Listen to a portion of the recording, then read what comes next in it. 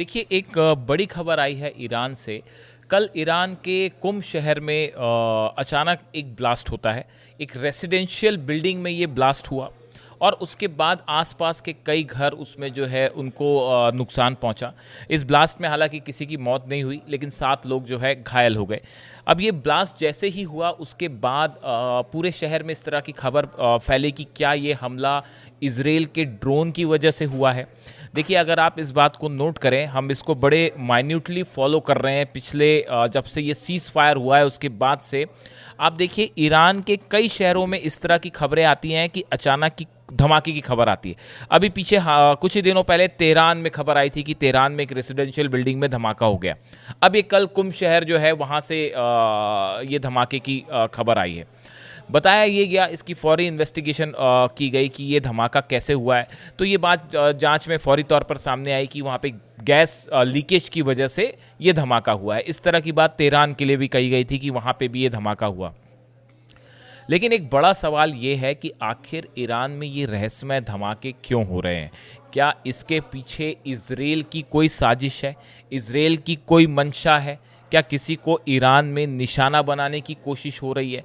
देखिए, जब से ये सीज फायर हुआ है उसके बाद से बार बार जो है वो बताया जाता है कि इजराइल ने ईरान को प्रवोक करने की कोशिश की। हमने पहले भी ये बात बताई थी कि बार बार ये कोशिशें हो रही हैं कि ईरान को हमले के लिए प्रवोक किया जाए, उसे उकसाया जाए। लेकिन ईरान ने बेहद नपे तुले तरीके से इसको रिस्पॉन्ड किया है और किसी भी आवेश में आके, किसी भी एंग्जाइटी में आके या गुस्से में आके कोई रिस्पॉन्स नहीं किया।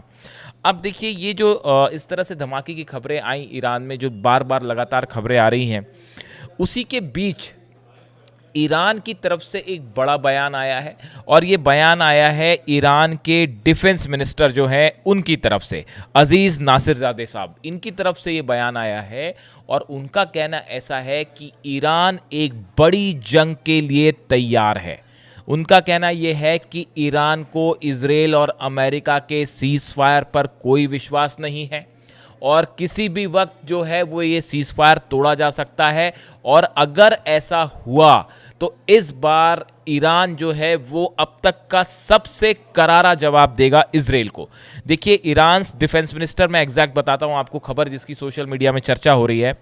Iran defence minister on Monday said the Islamic republic does not trust the current cease fire with Israel and has prepared multiple military scenarios in anticipation of renewed hostilities. उनका कहना ऐसा है, हम इजराइल की cease fire पर विश्वास ही नहीं करते और हम बड़े मिलिट्री एक्शन के लिए तैयार हैं। अगर किसी भी तरह का हमला होता है तो ईरान उस बड़ा मिलिट्री एक्शन करके उसका जवाब देगा।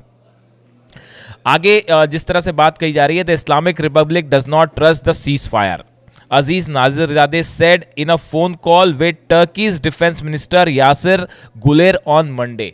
देखिए, तुर्की के जो डिफेंस मिनिस्टर है, बताया जा रहा है इनके साथ फ़ोन पर इनकी बात हो रही थी। और इजराइल और ईरान के बीच जो हालात हैं, इसमें टर्की की क्या भूमिका होगी, टर्की क्या रोल निभाना चाह रहा है, या उसको लेकर ईरान अपने एक अंडरस्टैंडिंग बनाने की कोशिश कर रहा था। उस दौरान ये बात हुई और उसके दौरान ये बात कही गई जो ईरान के डिफेंस मिनिस्टर हैं उनकी तरफ से, We have therefore anticipated various scenarios for any new adventurism। उनका कहना ऐसा है कि इजराइल या अमेरिका की तरह से कोई नया एडवेंचर करने की, एडवेंचर से मतलब है हमले की, अगर किसी तरह का कोई हमला किया जाता है, कोई एयर स्ट्राइक होती है, तो उसका मुंह तोड़ जवाब दिया जाएगा। एक बड़ी खबर और है इस बीच में। देखिए, ईरान इस बात के लिए तैयार है। न्यूक्लियर टॉक्स फिलहाल आगे जाती नहीं दिख रही हैं। ईरान की तरफ से यह साफ कर दिया गया है कि अभी अमेरिका से किसी तरह की न्यूक्लियर टॉक को लेकर कोई प्रस्ताव सामने नहीं है, ना ही हम उस पर बातचीत करने जा रहे हैं। बात नंबर 1। बात नंबर 2, ईरान की तरफ से एक और बड़ी बात कही गई है। ईरान के विदेश मंत्रालय की तरफ से ये बात सामने आई है। ये कहा गया है कि जिस तरह से हमले किए इजराइल ने, और अमेरिका ने वो एक प्रकार से न्यूक्लियर इंस्टॉलेशंस का एक प्रकार से बहाना बनाया गया, और असली मंशा इजराइल की जो थी या अमेरिका की थी, वो ईरान में रिजीम चेंज करना चाहते थे। वो अली खामेनेई साहब को सत्ता से हटाना चाह रहे थे। ये मंशा थी इजराइल और अमेरिका की, ऐसा ईरान के विदेश मंत्रालय का कहना है। देखिए, अगर आप देखें तो अगर आप इसको एनालाइज करें कि जहाँ तक बात थी न्यूक्लियर ठिकानों को तबाह करने की, वो तबाह नहीं हो पाए। मंशा थी कि खामेनेई साहब को जो है डिथ्रोन किया जाए, उनको हटाया जाए, वो भी नहीं हो पाया। मंशा ये थी कि ईरान को जो है पूरी तरह से तबाह किया जाए, उसको युद्ध में हराया जाए, वो भी नहीं हो पाया। न्यूक्लियर यूरेनियम जो है, यूरेनियम एनरिचमेंट प्रोग्राम है, उसको रोका जाए ईरान के, या उस यूरेनियम को तबाह किया जाए, ऐसा भी नहीं हो पाया। तो देखिए, असल में इजराइल और अमेरिका ने हासिल क्या किया? बड़े सारे एक्सपर्ट्स का कहना ऐसा है कि जिस मंशा से ये हमला किया गया था, वो पूरी तरह से मिशन ही फेल हो गया। आप देखिए, पहले कहा गया कि न्यूक्लियर प्रोग्राम थोड़ा पीछे हुआ है, अब उसके बाद हालात ये हैं कि ईरान तेजी से जो है बताया जा रहा है कि हो सकता है कि एक न्यूक्लियर बॉम्ब बनाने की दिशा में आगे बढ़ रहा है और जल्दी अनाउंसमेंट हो सकता है। इसके साथ ही एक बड़ी पांचवा झटका ये रहा अमेरिका और इजराइल के लिए कि अंतरराष्ट्रीय स्तर पर ईरान की एक्सेप्टेबिलिटी और बढ़ी है। आप देखिए, जितने मुस्लिम कंट्रीज हैं जो शायद पहले ईरान के खिलाफ थे, अब वो भी ये कहने लगे हैं कि भाई जो हमला हुआ ईरान पे वो गलत हुआ। कई देश ऐसे हैं जो इस पूरे मुद्दे में ईरान के साथ खड़े नजर आए।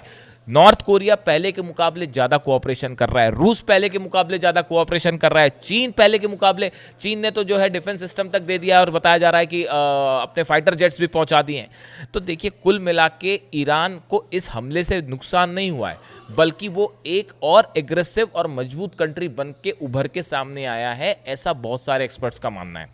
देखिए, खबर हमने जहाँ से शुरू की थी कि कुम शहर में जो ब्लास्ट हुआ, इसके बाद ये बताया जा रहा है कि हो सकता है कि इजराइल की तरफ से इस तरह के कुछ अगर हमले हैं, जो कि कुछ लोगों का दावा है कि ड्रोन अटैक होते हैं ये, और ईरान को उकसाने की कोशिश है या टारगेटेड अटैक्स होते हैं।